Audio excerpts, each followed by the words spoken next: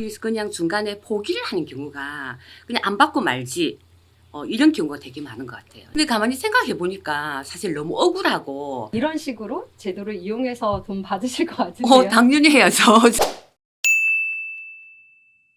지금 남편분 명의로 사업을 운영하고 계시잖아요. 네. 네, 그래서 저희한테 이제 의뢰 주셨던 게 물품 대금 3,400만 원 네네. 정도를 못 받는다라고 해서 이제 저희한테 의뢰를 주셨고, 네. 저희가 이걸 지급 명령으로 진행을 했었거든요. 네. 예. 그 신청하고 한 몇 개월 만에 지금 돈 다 받으셨죠? 네네. 한 달 보름 정도 된 것 그죠? 같아요. 네. 저희가 지급 명령 받는데 한 달 걸리고, 네. 그 다음에 이제 통장 압류를 바로 해가지고, 네. 실제로 거래처에서 이제 돈이 들어갔잖아요. 네네. 네. 그리고 원금이 이제 3,400이었는데 이자까지 한 40만 원 포함되고, 그죠? 3,600 얼마. 네. 거기에 이제 저희가 집행 비용까지 해서 다 들어가고 했는데, 네. 저는 이거 처음에 이제 의뢰 주셨을 때 조금 조심스러웠던 거는 이제 거래처 대금인데 못 받을 때마다 법적으로 하는 게 조금 조심스러운 면이 있어서 안 하시나? 왜 여태까지 안 하셨는지 그게 좀 궁금했었거든요. 사실 조심스럽다기보단 일반인들이 생각하기에는 일단 변호사에 의뢰를 하면 그 변호사 비용이 네. 엄청 많을 것 같고, 대부분 어떻게 생각하냐면 시작을 해도 받는 기간이 뭐 1년, 심지어는 2년 정도 걸린다고 생각하는 분들이 되게 많아요. 그래서 그냥 중간에 포기를 하는 경우가 그냥 안 받고 말지, 이런 경우가 되게 많은 것 같아요. 저희 회사도 마찬가지고. 그래서 사실은 이제 못 받은 게 3,476만 원인데 상대방 회사에서도 돈을 주긴 줄 건데 네. 계속 깎아달라고 하거나 이런 네네. 협상이 네네. 들어왔었죠. 네네. 네. 뭐라고 하면서 안 주는 건가요? 그러니까 비용이 너무 비싸니까 이제 뭐 DC 해달라 그러면서 이제 어느 정도까지는 합의를 봤어요. 그래서 줄 것처럼 하더니 어떤 이야기를 했냐면 계속 우리 회사에서 일이 나올 거니까 더 깎아주면 그 일을 우리에게 주겠다. 거기까지 간 거예요. 근데 가만히 생각해 보니까 사실 너무 억울하고, 제가 처음에 변호사님께 의뢰했던 이유 중에 하나가 이도 못 받아줘서 오니까 억울한 마음이라도 좀 없어야 되겠다는 생각을 하고 의뢰를 했던 것 같아요. 그러니까 이제 앞으로 지속적으로 일감을 줄 테니까 네네. 돈 받지 마라. 네, 맞아요. 근데 그렇게 하니까 흡사 갑질이라고 그쵸, 할 수 그쵸. 있죠. 그런 네. 거를 좀 당하는 것 같고, 정당하게 납품을 하셨는데 돈을 전혀 못 맞아요. 받는 것도 억울하시고. 네네. 그래서 이제 저희가 지급 명령하고 네. 한 달 만에 결정을 받고도 사실은 네. 제가 그때 대표님께도 바로 통장 압류를 할 수가 있는데, 통장 압류를 하게 되면 상대방 회사에 이제 너무 좀 해를 끼칠까 싶어가지고 네. 먼저 그 내용 증명을 보내서 음. 돈을 좀 지급해 주시면 좋겠다라고 저희가 보냈었거든요. 네네. 근데 그렇게 보냈더니 이제 상대방 회사에서는 뭐 협의를 했으면 좋겠다 하셔가지고, 그래서 바로 이제 통장 압류 들어갔고, 네. 통장 압류 들어가니까 전액 다 지급을 해주신 거죠. 네. 근데 그 전에 압류 들어가고 그쪽 대표님이 우리 회사 대표님에게 결제해 줄 테니까 좀 더 깎아달라는 이야기를 계속 했었어요. 몇 번을. 그래서 우리 사장님이 제 변호사님하고 얘기를 해라.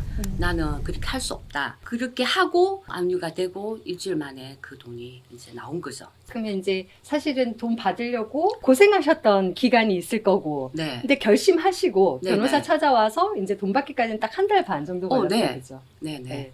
그리고 이제 비용도 대략 드신 비용이 얼마 정도 됐었죠?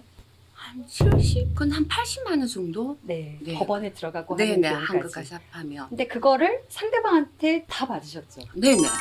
너무 감사하죠.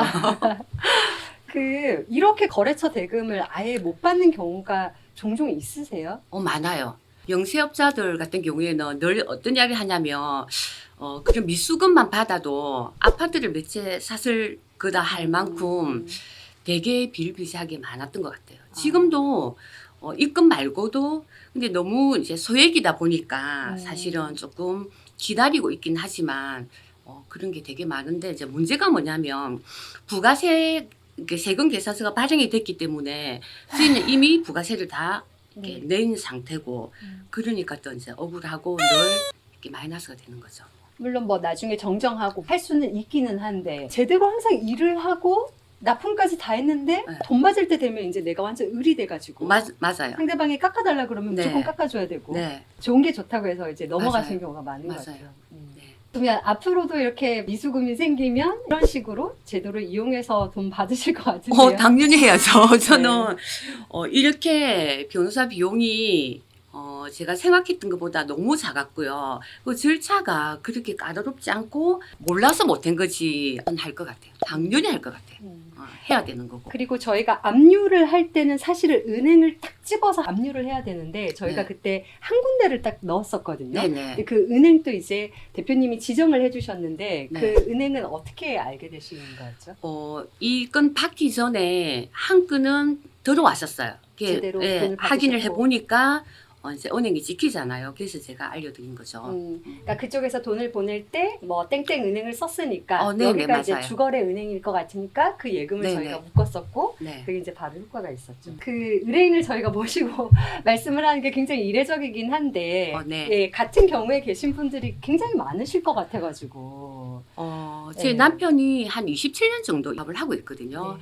그래서 우리뿐만 아니라 사실은 영세업자들 같은 경우에는 이런 일들이 되게 많아요. 그래서 제가 이런 일이 생기고 주변에 되게 많이 물어봤던 것 같아요. 그랬더니 저희 회사뿐만 아니라 그런 일들이 많기 때문에 비용적인 면만 부담되지 않는다면 얼마든지 해보겠다고 사실은 그렇게 일을 해주고 이렇게 못 받는 게 단순히 대금만 못 받는 게 아니라 참 억울한 것 같아요.